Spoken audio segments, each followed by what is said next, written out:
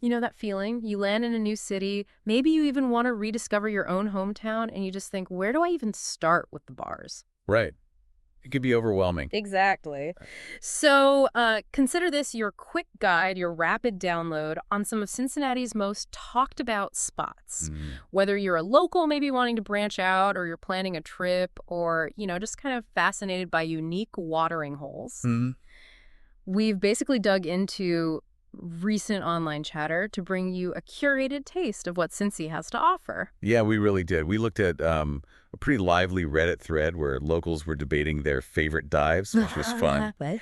and a travel blog highlighting some must-visit places, plus articles from like Cincinnati City Beat and Wanderlog that were uncovering hidden gems and live music spots. So think of this as like your insider's preview, a way to quickly get the lay of the land for Cincinnati bars. Exactly. A head start. Okay, so where should we kick off? How about stepping back in time? Cincinnati has some seriously old drinking spots. Oh, yeah, definitely. Two names kept popping up. Arnold's Bar and Grill and O'Malley's in the Alley. Arnold's. Right, that one goes way back. 1861, wasn't it? All the way back. And they claim the title Cincinnati's oldest continuously running tavern, which is pretty amazing. Wow. Imagine the history soaked into those walls. Totally. They talk about the dark wood, the vintage stuff everywhere.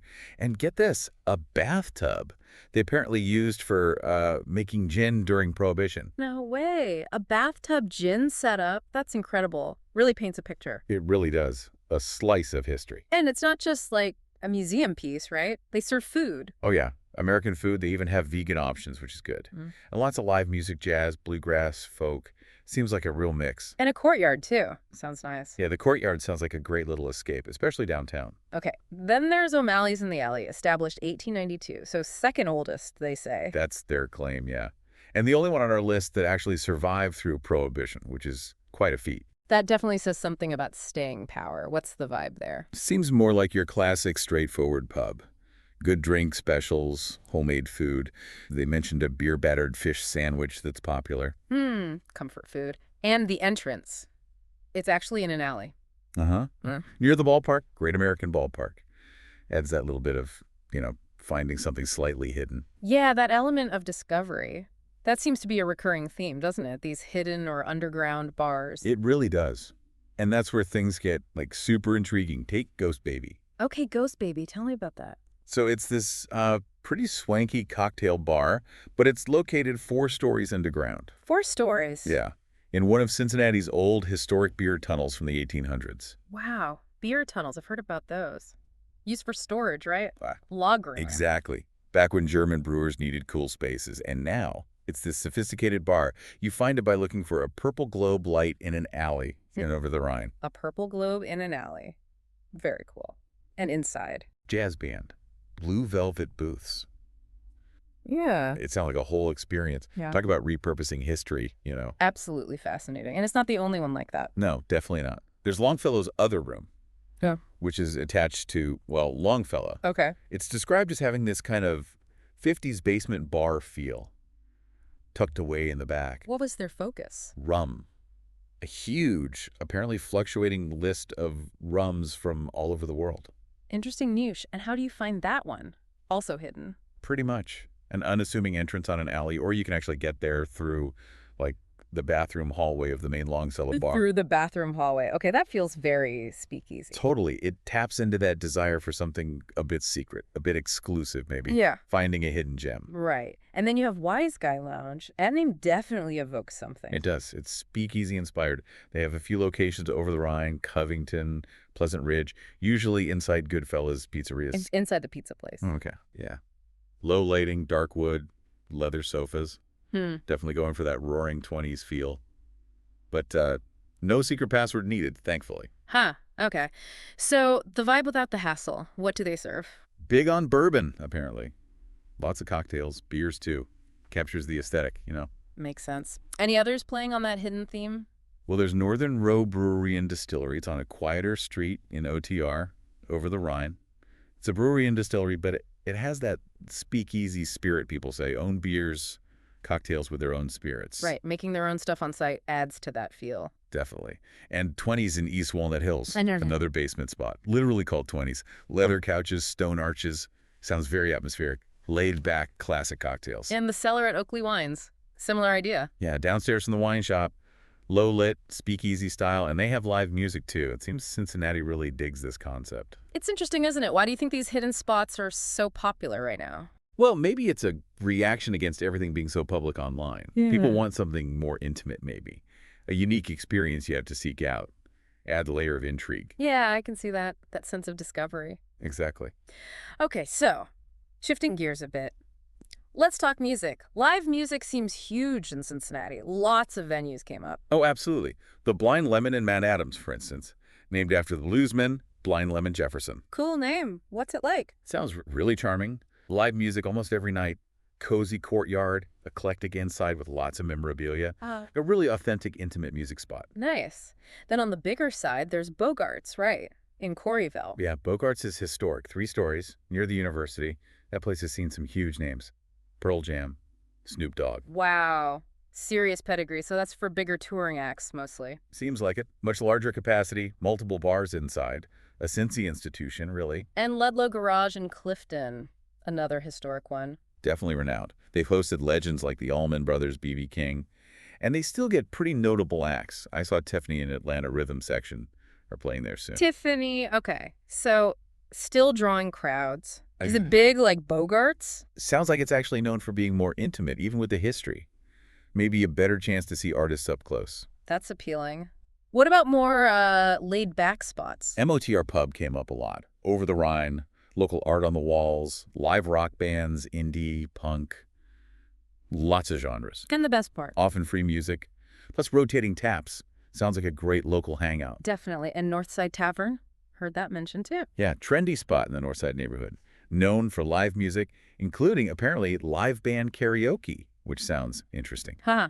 Potentially amazing or disastrous. Right. Wide craft beer selection, outdoor patio too, and noted as LGBT friendly. Good to know. What about specific genres, like jazz? There's Schwartz's Point Jazz and Acoustic Club. Pretty self-explanatory, dedicated to those sounds. And newer venues. The Andrew J. Brady Music Center is more modern, down by the river near the banks. Indoor and outdoor stages, diverse acts. So a real range then. Old, new, big, small. Totally.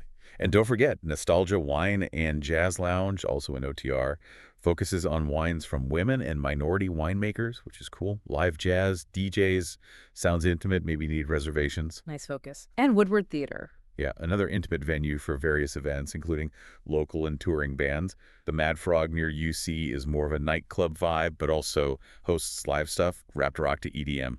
Seems like there are even more smaller places too, right? Like the Greenwich Southgate House Revival. Yeah, the Comma for Bluegrass on Sundays, Tin Roof, like the list goes on. Cincinnati definitely punches above its weight for live music. Okay, so we've covered historic spots, hidden gems, live music. What about just a regular bar, like a dive bar? Ah, yes, the dive bar question, that Reddit thread we mentioned. It actually started with someone asking for the best dive bars in Cincinnati. Perfect. What did people say defines a dive bar for them? Well, you got the classics, cash only, strong drinks. The essentials. Right.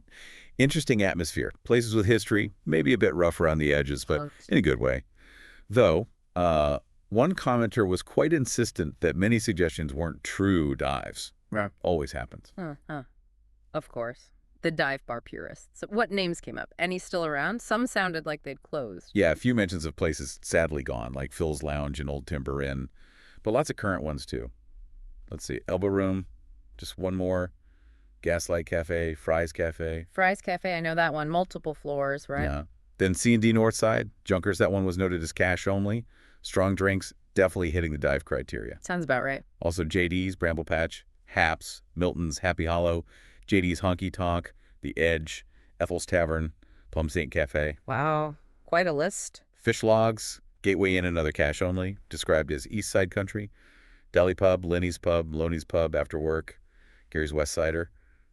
The Parkland Grill, that may be closed now. It's a long list. It really shows the variety even within that dive category, doesn't it? From neighborhood joints to honky tonks. Absolutely. It reflects different parts of the city and, different definitions of what makes a bar feel comfortable and unpretentious. Okay, so stepping back from all this.